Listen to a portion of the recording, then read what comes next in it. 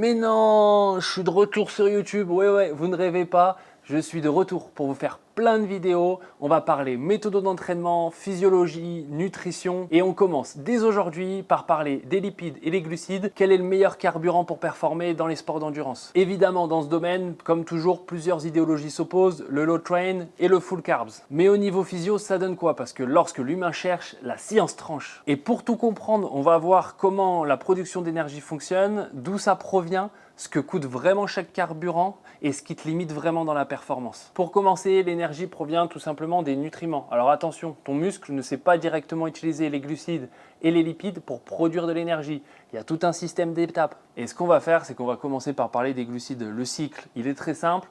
Quand tu manges ton sucre, tu le transformes en glucose. Ce glucose se transforme en pyruvate.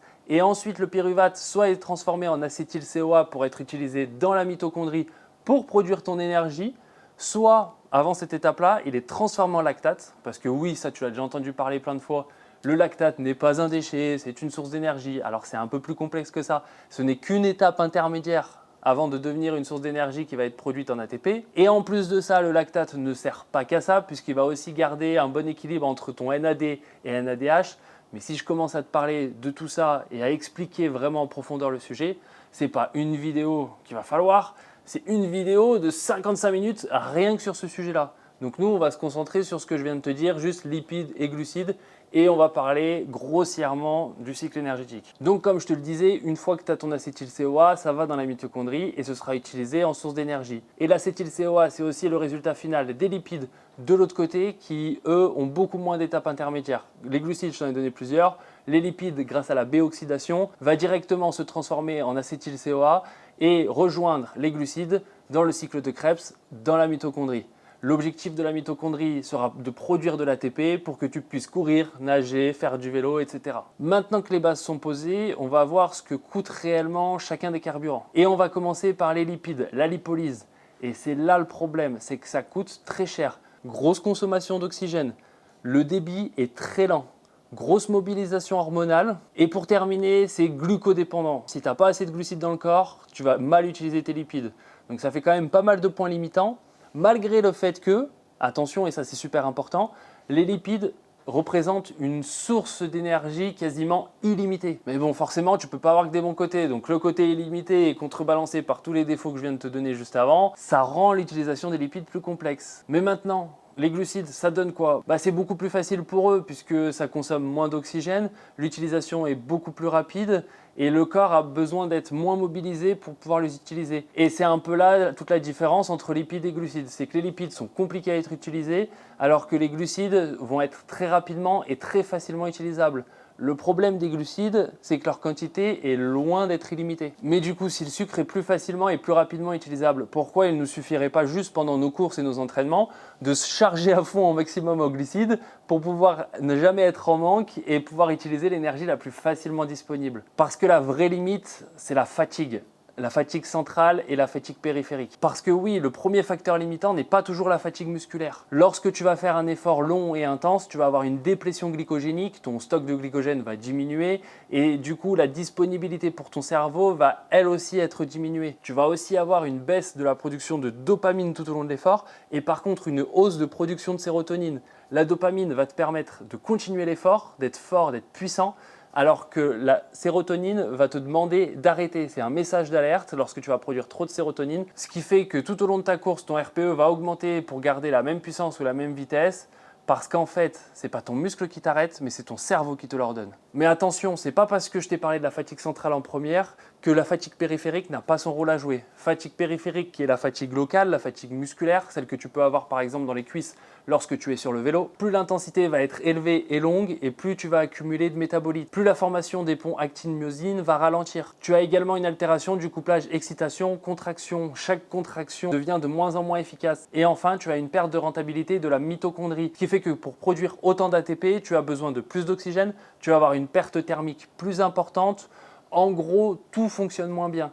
Ce qui fait que, vu que tout fonctionne moins bien, tu vas avoir une fatigue centrale qui va augmenter et là, c'est la catastrophe si tu vas un peu trop loin dans l'effort. Entre fatigue musculaire, la fatigue locale que je viens de t'expliquer et la fatigue centrale, si tu additionnes les deux, c'est le crash assuré. Ce que tu dois retenir, c'est que la fatigue périphérique est locale, on revient sur le muscle, alors que la fatigue centrale est systémique. Et sur le triathlon notamment, ça va être super important de comprendre cette différence puisque la fatigue due à la natation ou au vélo peut avoir une répercussion bien plus importante que juste une fatigue musculaire sur la course à pied. Mais attention, on a toujours des méthodes d'entraînement pour pouvoir contrer ça et c'est là que l'utilisation, améliorer sa lipolyse devient ultra intéressant. Parce que les lipides, ce n'est pas juste un carburant qui te sert à produire de l'énergie, c'est aussi celui qui te permettra de stabiliser ta glycémie, réduire le stress neurochimique, permettre une meilleure tolérance aux efforts longs, réduire aussi le stress central parce que oui, le gras n'est pas un carburant de puissance, mais c'est un carburant de stabilité pour performer dans la durée. Mais au final, c'est l'intensité qui te ramène à la réalité parce que oui,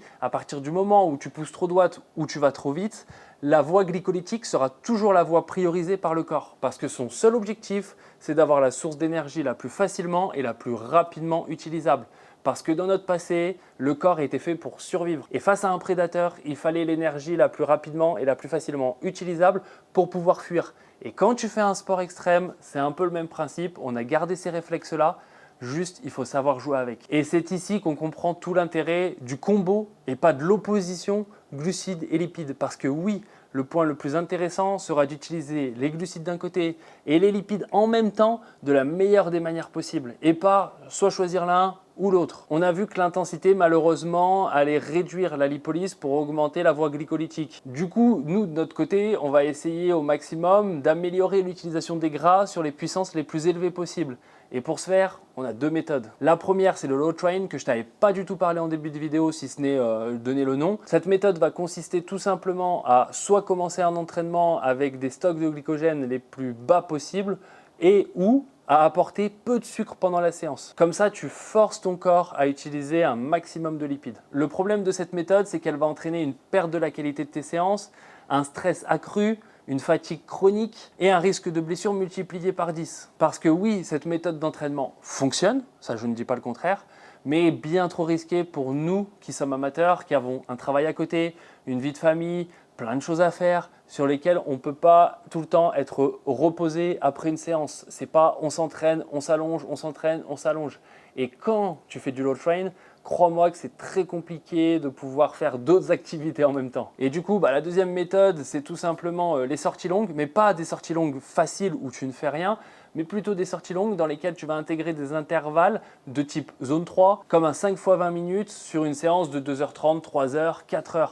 Et là, tu vas améliorer la lipolyse au maximum tout en réduisant tout ce que je t'ai énuméré avant, à savoir le risque de blessure accrue, la perturbation hormonale, la fatigue chronique et la baisse de qualité de tes séances. Et enfin, pour terminer, tout simplement devenir meilleur, devenir plus fort. Parce que si tu relèves tes seuils physiologiques, tu vas aussi relever la puissance à laquelle tu peux maintenir un niveau de lipolyse très élevé ou la vitesse en course à pied. Donc maintenant, tu l'auras compris, pars t'entraîner et nous on se retrouve pour une prochaine vidéo.